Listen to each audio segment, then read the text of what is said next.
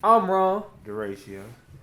BC. That's our special guest. You know what I'm saying? BC from Shy. From You the already Shy. know what I'm talking about. Yeah, I would say I was too into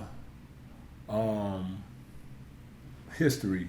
You know what I mean? To the point where I was reading books and watching stuff that made me feel a certain kind of way towards like politics and towards like in general, because you can, even people that watch certain certain channels, you know, Fox versus ABC versus NBC versus CNN, stuff like that. When you obsess over those things and you watch them every day, then 100% they're gonna manipulate you to their point. Whoever point that is, they're gonna manipulate you to that point. And you're gonna obsess over, and it's gonna change your views, or it's gonna steer your views more and more, and you're gonna believe them more and more. Don't matter if they lying to you. So then you start believing lies and truths, because that's what people do. People tell truths with lies so you can believe them. Because it's more believable when you tell the truth and the lie together. You know what I mean? So I was obsessing over stuff in history. Black history, then I was becoming racist, and I was becoming this, and I was becoming that, because I'm like, look what they did to us, look how they did us, look at all this stuff, and then I had to just fall back from a lot of my studies, and just be like, you know what I mean, live my life, because that was history. Live your life. That's what happened. So I need to live for the present. I was living for the past. You know what I mean? At one point, so I had to stop doing that, because I started finding myself being hostile towards certain, you know what I mean, ethnicities a little bit more than I should. And not to say it wasn't warranted, but it wasn't warranted. You know what I mean? Yeah, what was you finna say? Well, no, nothing. It's really, you had a similar experience to that we talked about a long time ago. Remember you read that book? He read a book that, I mean, if you want to explain it, Yeah, you I read think. a book. So my dad brought home a book about the hangings that was happening throughout American culture. And I was just looking at my skin color getting hung from trees and seeing all the white folks smiling and taking pictures like it's a zoo kind of made me feel disgusted with them. Like, I could never have a kid with this. I could never have a kid with them, because that's in their culture. And I was going deep into it, because I was like, this same person that's smiling, them kids that was sitting there in that picture with the parents smiling, them kids received that smiling parent perception of the black people, ideals on the black people into them. So as they growing up, either they latched onto it, some of them didn't believe it, but it was in them, in that circle. And then the kids that they have, you gotta look at what they instill into them kids. And if I come in there and I have a kid with a white woman, I'm also getting into that history too, and see how they would treat me just off of the top of lineage down. Just how it trickle. Just how it trickle. It may not be it's not that long ago. Yeah, it's only like 3-4 generations, or really four now. Yeah. It's really like 4 generations. My grandma, she 1929. That's when she was born. So then my great grandma. Big difference. That's she was at the end of slavery. Yeah. So she was touching it. Her toes was in the water. My great grandma still getting hung in 1920. Yeah, so that's it definitely like was. My dad, my grandma, my dad's mom, my dad's mom. So that's only 3. Right. Yeah. So for me, it's only 3 away. Yeah. Right. Exactly. The touch of slavery. Mine's way further away. I was alive when my great grandma was alive. So. Oh yeah. So my mom, my grandma's 40 years, literally 40 years older than my dad. Oh yeah. Oh, okay. Straight like 40. So and they both landed on a nickel. Oh yeah. So he was born 1969. She was born 1929. I'm white, so I ain't never had a similar. I mean, you know what? I've had similar feelings, but nothing too similar. Wait, can you clear that up? You mixed or you white? I'm mixed. Okay, right. I got white in me. I got white in me. I'm just kidding. So I never really related too much to that, but like, yeah. I feel the anger. Yeah, I feel the anger. Yeah. And that's sort of the vibe I was giving off when I was reading up on my history a lot. You know what I mean? I was seeing certain things, and it's the same thing that you get a certain kind of feeling. You get an initial feeling from certain violence happening to people of your same skin color. We just know that. You know, Trayvon Martin stuff.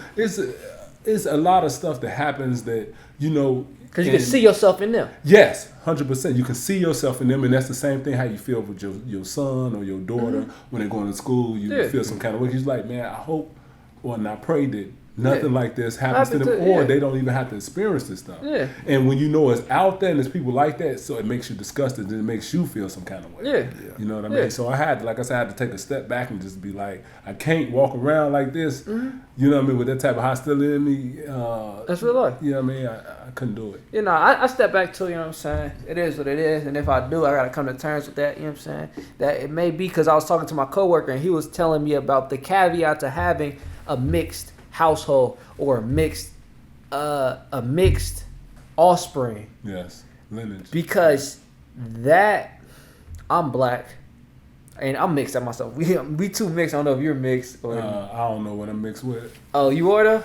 Yeah. Oh, okay. No, my grandmother and my great grandmother was actually Cherokee and some other stuff. So. Oh, okay. Yeah. Yeah. So basically, they were saying how, let's say I'm black, and I get in with this Mexican, or let's just do one that's completely off white.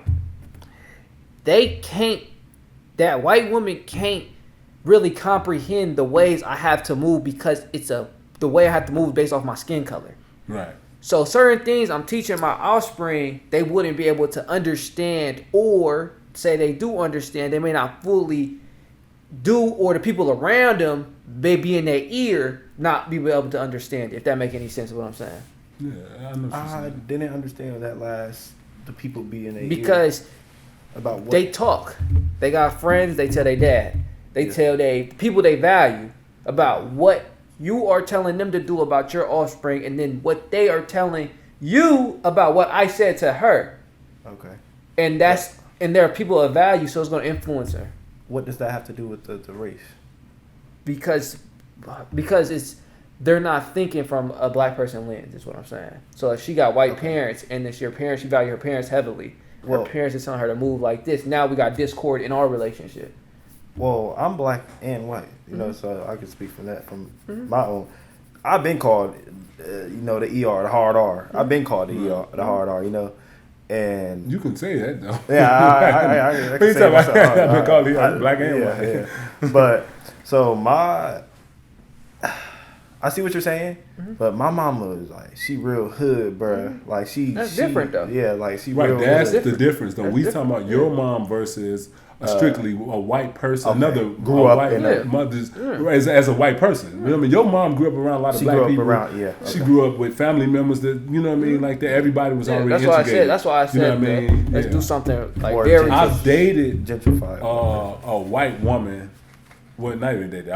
I knew her, and we slept together for a little while some years ago, and she was strictly white.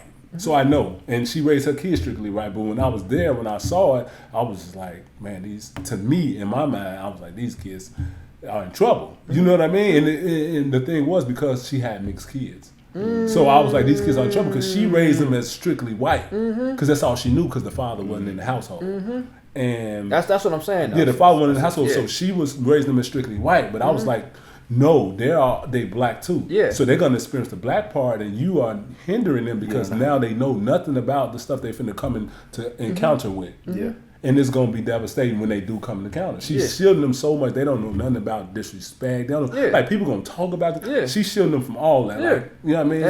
And that's what I was pointing out. They don't have no tough skin or nothing. The caveat is all them kids in the house is mixed in your house. They all got tough skin. Every single one of them. Oh yeah. So really, the caveat is, nigga, black dad, nigga, stay in your kid life. Simple as that. That's what it sounded like. But sometimes, bring them around your family. But sometimes, even then, you get friction in the relationship just based off how you should, the parenting style. Yeah, two different parenting styles. Black person would like. Yeah, just the parenting style, and then reporting back, like, people. I'm telling you, there's people in who hold so much importance to that person that you may be telling them this, but it has to go through them to them. Right. For them to move like this. I just don't know, like, who they go through when they hesitating. Right. If that make any sense. And then maybe in their ear about it. So you gotta, you know what I'm saying? It's complex. You know what I'm saying? Don't be, it's too easy. Like, just be a little cautious when you are coming to the. You gotta be a real alpha dog in a relationship and make her understand. And how many people is like that now? If everybody was able to, I'm just tripping now. But if everybody was just that alpha dog, like as easy as you saying it, we wouldn't need no Kevin Samuel. No, that is true. So it's like people don't be that alpha dog. And it don't. And to get into that, to segue into like the relationships between people, you do have to like. I believe. I know everybody don't believe. I believe in gender roles. This is how I am. Me too. And not just say, oh, everything's a gender role, but I believe that, you know what I mean, it's certain things happen in a relationship that are for the man and certain things are for the woman. It's just what it is. Like I say, if I'm upstairs and we upstairs in the bed and the door get kicked in. Yeah. Am I gonna get in the closet and she gonna run downstairs? Yeah, that's not gonna happen. That's just not gonna happen. I'm gonna run downstairs and she's gonna get in the closet, whatever the case may be. But I'm gonna be the one go downstairs to do that. That's a gender role. That's my role. Everybody knows that's what I'm gonna do, even though we ain't talking about it. We don't got to sit there and talk like, babe, if something happen, are you gonna make sure we secure? Yeah. That's never a conversation that's gonna happen in a relationship with me. But that's known. I'm gonna do that. You know what I mean? Yeah. So that's a gender role. You know what I mean? So it's certain things that men should do in a relationship, certain ways men should be, and a woman should allow you to be that. Like, it's not to say that women are, you know what I mean, need to play the masculine role or whatever the case may be, because that's what they think now. Oh man, if men would be more masculine, we won't have to do that. No, you wouldn't have. You don't have to do that because you just don't have to do that. One thing I say though about a lot of people,